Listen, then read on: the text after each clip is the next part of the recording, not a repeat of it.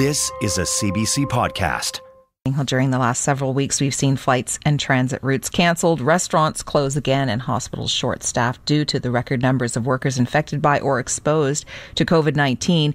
This coming Monday, the Nova Scotia government will relaunch its paid sick days program. And to talk about that and what else might be available to help, we have Mark Tector back on the line with us. He's an employment lawyer and a partner with Stuart McKelvey in Halifax.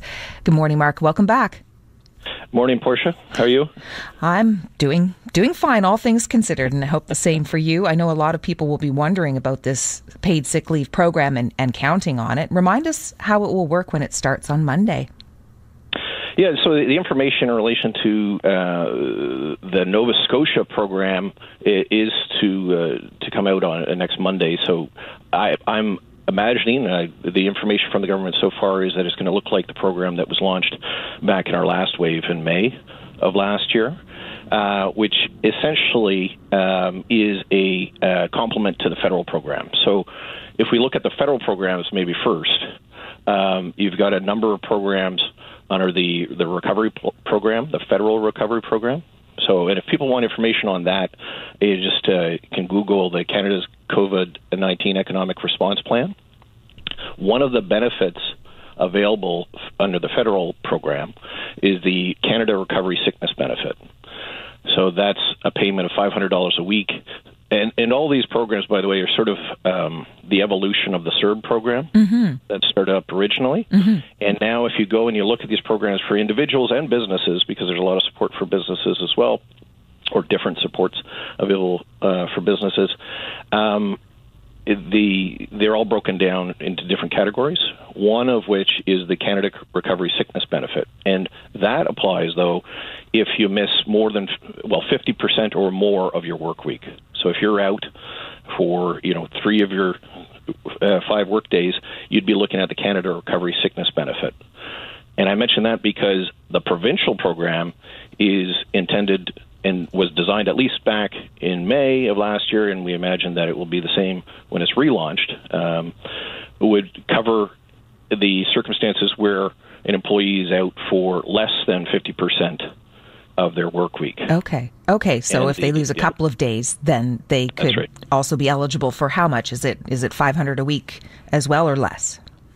Well, it's a reimbursement. So for the lesser part, for the provincial program, it's a reimbursement through the employer. So the employer can have a program can offer paid sick days, and if they do so, then they're reimbursed through the government.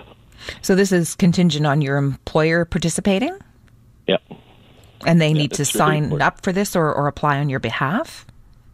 Yeah, so they would apply for the reimbursement.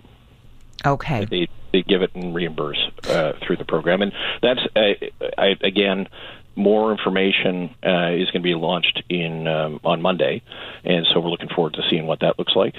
But I would say for the major, when you're out and you're self-isolating, whether you're sick or self-isolating or caring for somebody else, if for instance, if your child had COVID and you had to stay out, there's another Canada Recovery Caregiving Benefit, and those would be the federal program. So really, if it's a long period you're out for or an extended period, you're looking at the federal programs.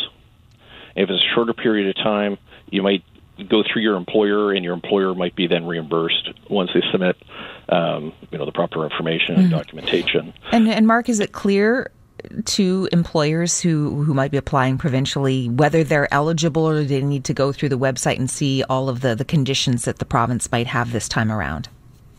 Yeah, you'll have to go check out the information. The same thing for individuals. There are eligibility requirements, and each of the different programs federally, you'd have to go through and tick the boxes there as individuals and also businesses if you're applying through the businesses. And likewise with the provincial program, you're going to have to see what it looks like come next Monday. Okay. Aside from those programs, too, if you're an individual who's going to be out, and I was listening this morning that I heard BC, for instance, the forecast is about 1/3 of the workforce at one point or another is going to be out.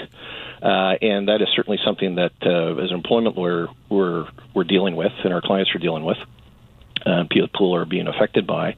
And aside from the government programs, employers may have through collective agreement or through your employment terms, paid days off, vacation, PTO, so paid time off being PTO, which you can use if your employer had that kind of program, you can use however you wish. And then, of course, if you're actually sick, as opposed to just isolating because you've been exposed, then you might have access to sickness benefits. Sure, and the isolation requirements might differ depending on your workplaces. They do vary, and we should note, too, that the benefits that the province is offering are retroactive to the 20th of December. Mark, are there things that people need to know about their rights and responsibilities as employees if we're exposed to or we come down with COVID?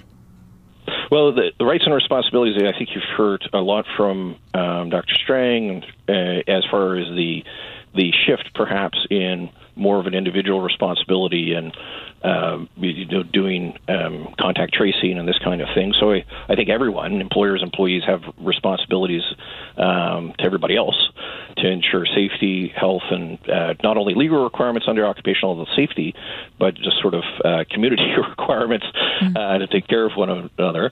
And we've all hoped that we wouldn't have to talk about this. I was hoping that I'd start off 2022 focused on other legal issues, but unfortunately we're back into having to talk about and deal with COVID, including the legal requirements and also the responsibility. So if you have to, obviously you're going to have to isolate and follow those requirements and contact trace and all that, all those that would flow from it.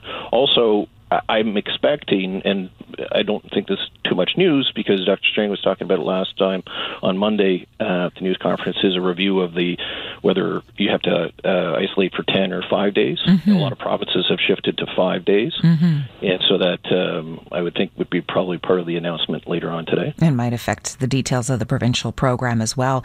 Yeah, just finally, exactly. Mark, what are some of the other COVID-related labor issues that you're going to be watching for in the coming months, since you still have to deal with COVID-related labor issues?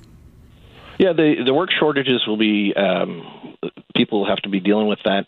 But just I think a lot of this, and we've been talking a lot about this a lot too, is the physical and mental impact on people. And so that's a legal and HR issue of dealing with sort of the people are just run down too. So I think that's going to be I think it's going to manifest itself in a lot of ways, including some legal issues that would pop up.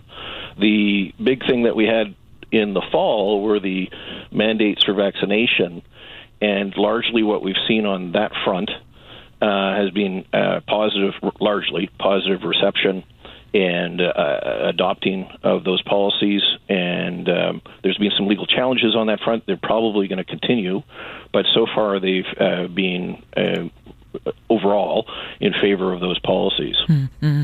Well, Mark, I really appreciate some of the advice you've given us around the help and support that's available as thousands of people here in the province try to access some of those programs because they have to be away from work, and also the look at what's coming down the pipe. Thanks very much for being with us again this morning. Good to talk to you. That's Mark Tector, an employment lawyer and a partner with Stuart McKelvey here in Halifax. For more CBC podcasts, go to cbc.ca/podcasts.